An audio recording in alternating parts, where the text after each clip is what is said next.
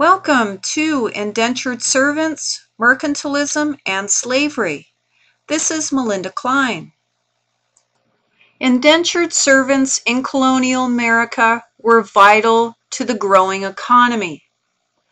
From Smith's Colonists in Bondage, White Servitude and Convict Labor in America, quote, "The price which an indentured servant brought to the plantations depended on his own worth and on the current demand for labor in the particular colony where he landed. Scottish servants were esteemed the best and Irish Catholics the worst. Artisans and skilled laborers were always in particular favor."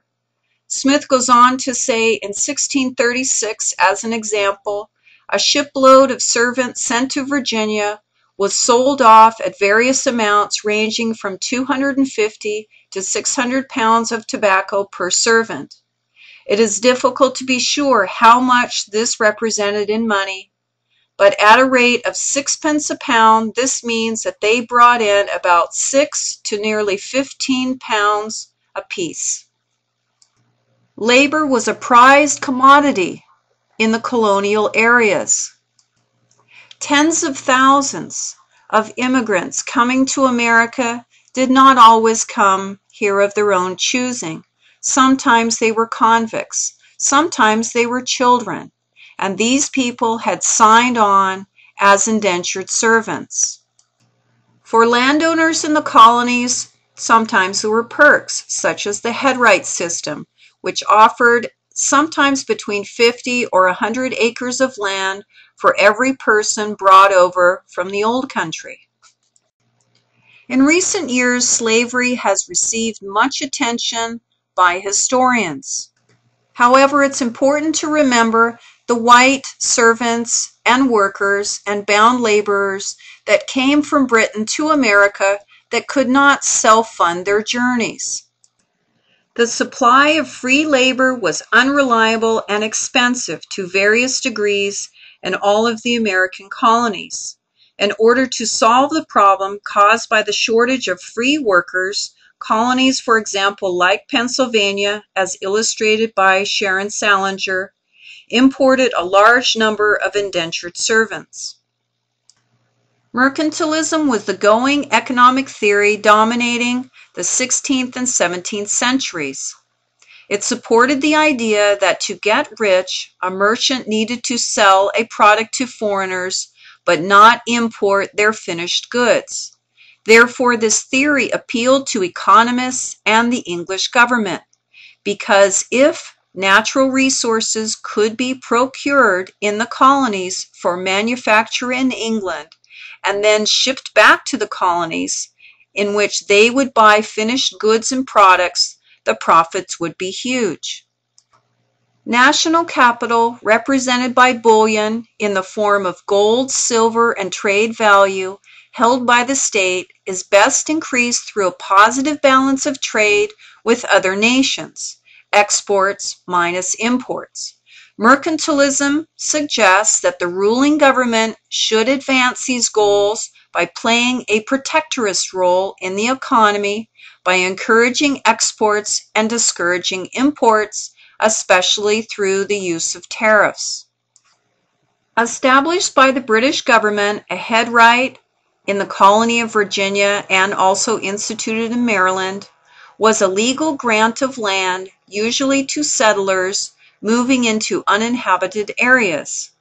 Headrights are mostly notable for their role in the expansion of the 13 colonies in North America, the Virginia Company of London granting headrights to settlers, and the Plymouth Company following suit.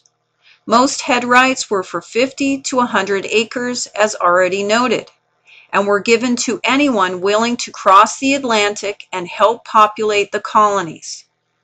These were granted to anyone who could pay for the transportation costs of a laborer or indentured servant. While African slaves would replace indentured labor in the southern colonies with the headright system placed in Virginia, and the indentured servants bound by law having to work 5 to 7 years in exchange for their sea passage, room, board, which is food and lodgings, paid while they offered in exchange their labor, at the end of the term, if they lived through it, these white British servants were granted their freedom with poverty that included one new set of clothing, appropriate for their class standing, a barrel of tobacco, which was the money in Virginia, but no land, and there was few exceptions to this. If or when indentured servants broke the law, their contracts were usually extended along with other penalties. Jail time and fines didn't work because they didn't receive wages and their time belonged to their master, requiring it to be fulfilled. The best penalties took away their privileges and extended their contract time. William Morley was an indentured servant who came to America seeking a new beginning. After landing in Philadelphia, his life was filled with the most unfortunate events. In his autobiography, The Unfortunate, The Voyage and Adventures of William Morley, an Indentured Servant, paints a less than rosy picture of early America. This book is a valuable tool in college history courses to display the contrast between life of a diplomat such as Benjamin Franklin, who was an indentured servant himself to his brother, and that of a commoner. From the 1660s, there was a reduced availability of indentured servants until after Queen Anne's War in 1713, in which indentured servants as a labor source would become more popular again. As you can see with this slide, the vast majority of African slaves did not come to North America. In addition, African slaves, while they were not able to keep their families, they were allowed to create families, unlike in the Caribbean and the sugar plantations of Brazil. The importation of slaves from Africa to the Americas is directly linked to huge plantations of single crop economies with intensive agriculture. Examples of this would be sugar, tobacco, rice, and later cotton. After African slaves were sold by their chiefs to European slave traders, where did they go? While between 10 and 20% of African slaves sent to the Americas as a source of labor, as you can see here, the vast majority went to the Caribbean and Brazil. Under the system of mercantilism, the transatlantic slave trade would continue well into the 19th century. Raw materials made their way from the Americas due to labor extracted not only from Africa, but indentured labor from Europe. Manufactured goods created in Europe then made their way back to Africa and other areas to keep the system going. By the 19th century, indentured servitude was no longer needed.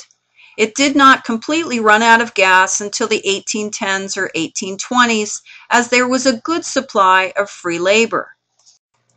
While the transatlantic slave trade would come to an end after 1808, this did not stop the smuggling of Africans from Africa and selling them in the Americas.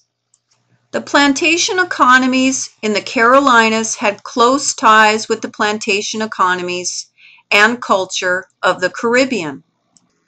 African slave labor in the colonial period was on the rise after the 1650s.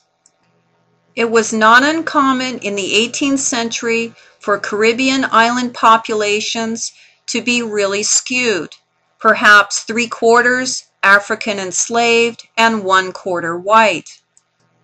For this reason and others, there would become a growing fear of slave revolts among plantation owners.